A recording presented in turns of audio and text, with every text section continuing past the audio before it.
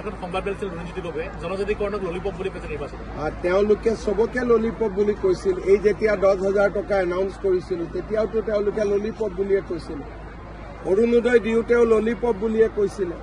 নিযুত মইনা আহোঁতেও ললিপপ বুলি কৈছিলে। কিন্তু মানুহেতো লাভ পাই আছে।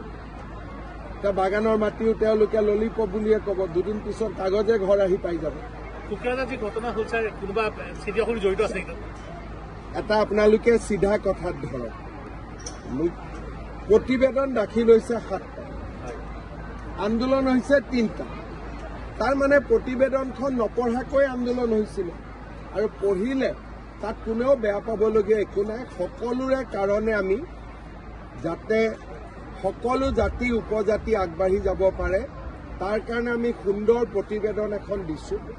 সকলোৱে পঢ়িলে গম পাব যে ইয়াত কাকো অন্যায় কৰা হোৱা নাই, সকলোকে ন্যায় কৰা হ'ব।